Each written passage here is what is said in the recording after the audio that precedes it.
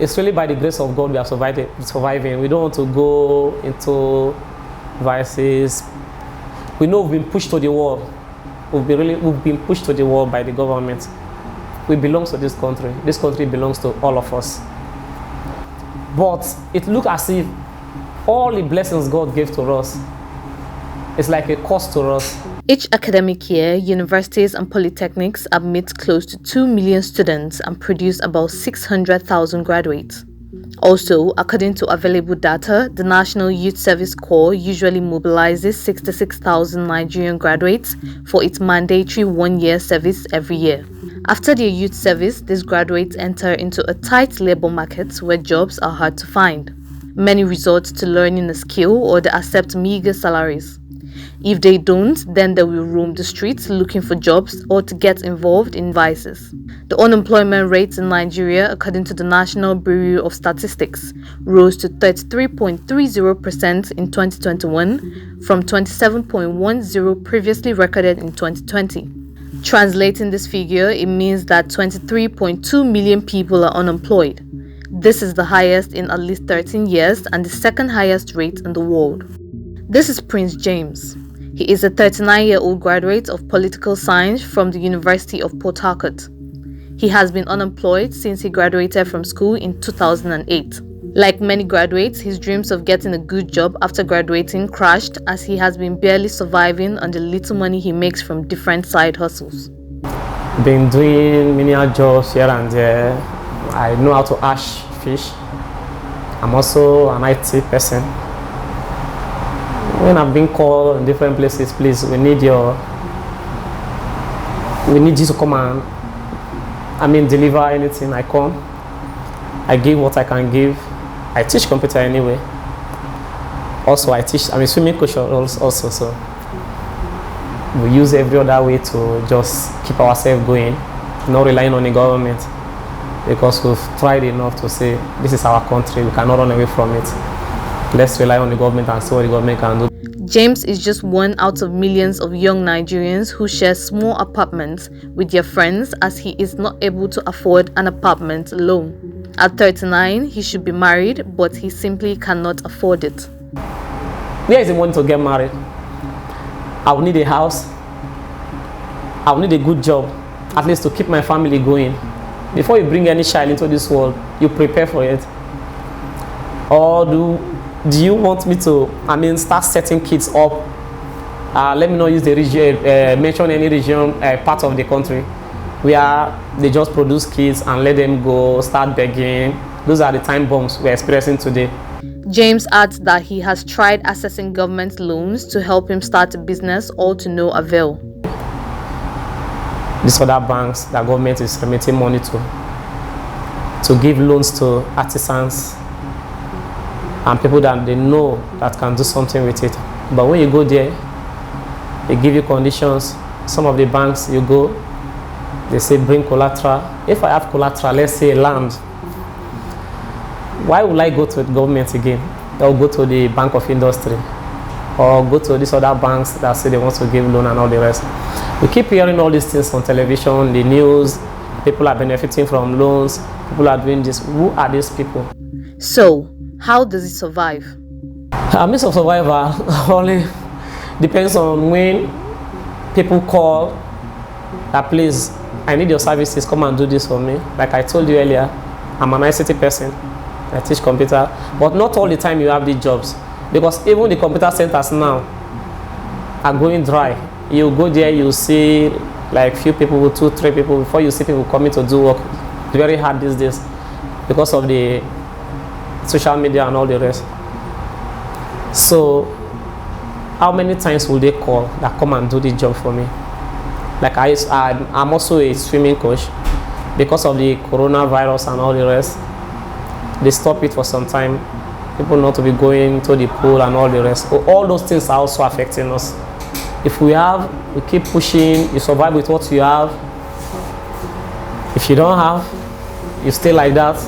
No matter the temptation, things will be pushing you to go and put your hand in this. Sometimes friends will come around, tell you, why not go and do this, why not go and do that. Does the money he makes from his daily side hustles meet his daily needs? Not at all, not at all, and it's seasonal. It's just by the resilience and by the grace of God, and many Nigerian youths don't want to go into vices, taking some kind of things in their hands.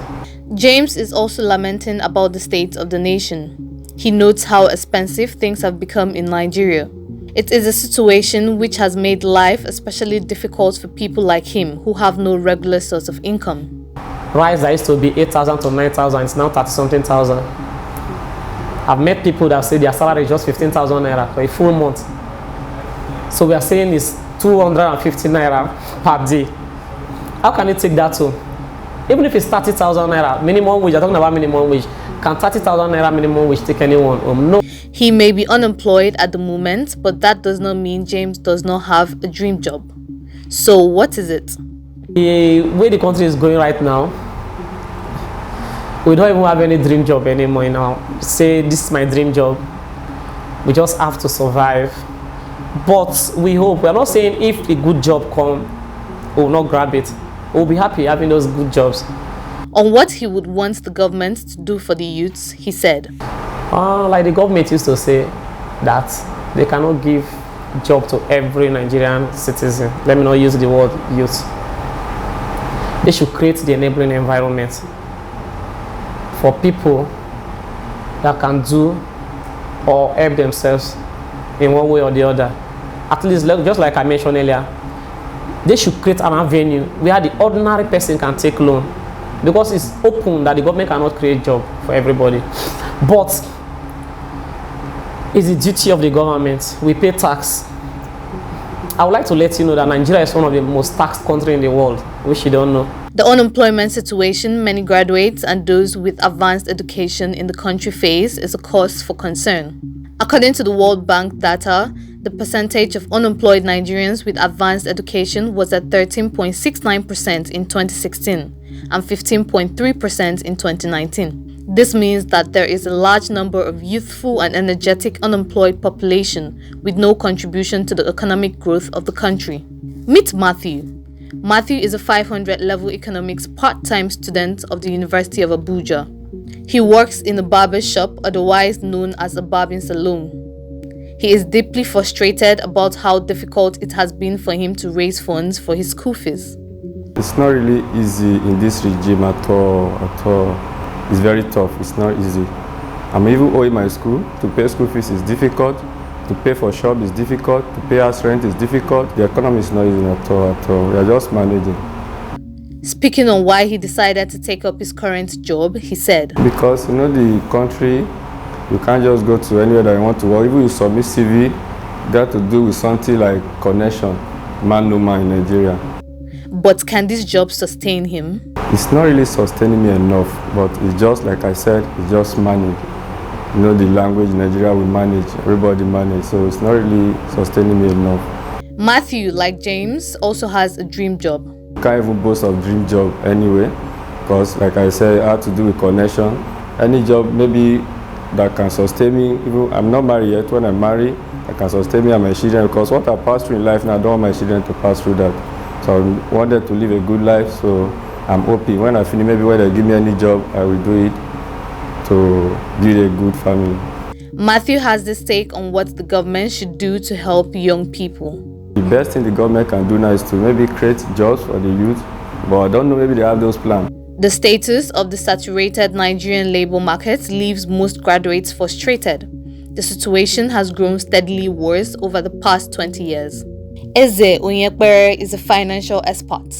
He has spoken extensively about government's failure to address Nigeria's unemployment crisis. Unemployment is not just something you address without policies and plans that can change the tide. We have a situation where if you look at all the macroeconomic indicators, not just unemployment alone, they are all headed south, in the sense that we have high inflation rate, the exchange rate is high, poverty is high, so unemployment is also high. You have the insurgency and the deteriorating security situation. So in essence, it is a product of a hopelessly mismanaged economy in terms of those who are in charge of the economy not being able to do what they're supposed to do as well as other indicators like I mentioned in the security, in the social fabric of society that are simply not responded to whatever medicine the administration has put in place. He goes on to speak about the dangers of having such a large army of unemployed people in the country. Oh, definitely. And I don't mind, they say it's a devil's workshop. All right, so the more the number of people who are unemployed, who have no means of livelihood, the higher likely that many of them may take to crime, a scenario. And of course, when you keep people unemployed and poor, they may also be thinking of how to make a living. And if crime is the only available option, a good number could also take to crime. Even if not huge crime like kidnapping and terrorism, they could take to petty crime. The current situation has led to some young and enterprising Nigerians become entrepreneurs. But these entrepreneurs have had to contend with government policies which threaten their very existence. Make profit and grow before it will be in a position to begin to pay huge taxes, fees, and all manner of levies. So what the government is doing in most instances is kill them before they grow. Because if you are simply not being able, you have not even broken even, you've not been able to do the basic things, and all you get are all manner of charges and levies you should pay instead of support, sooner than later you close shop. Speaking on the way out of this unemployment crisis, the financial expert says, it's clear. You start from bringing down the insecurity in the land. If you reduce crime, insecurity, the people, particularly in the rural areas, who have been the mainstay of economy, should be able to go back to their farms. At least that number, you can also cut down on food insecurity. By the time you reduce insecurity, you have put more people back into work. You could have also brought down a little bit of the inflation. Targeted strategies and policies to support small-scale industries, small-scale businesses. Not necessarily just making pronouncements and getting people to clap for you, but practical ways of supporting them. Even if you say, okay, anybody whose turnover is this, like they say, shouldn't pay tax or should pay a minimal thing, that's not enough. What of all these charges and levies done by states, local governments, all over the place, some of them using very cruel ways of collecting these levies, descending on companies, closing them down, and threatening. Even some of them go around with dogs, not even the police. So by the time you take care of all these things, a good number of small businesses can afford to begin to breathe and grow and employ one or two more persons, which is also helping the economy to grow in the long term. We can't continue allowing politicians, whether they are ministers, senators, honorable members, the president, the governors, to be cornering the money that should have gone into infrastructure. Meanwhile, the United Nations Population Department in 2020 estimated Nigeria's population at 200 million people. Young people dominate the population. However, it seems to be like a paradox that a country blessed with abundance of crude oil, precious and base metals, fertile lands, favorable weather condition, a young population yet battles with GDP growth. It does not end there. Nigeria has been tagged as the poverty capital of the world. It also ranks low in the ease of doing business index with all its attendant domino effects.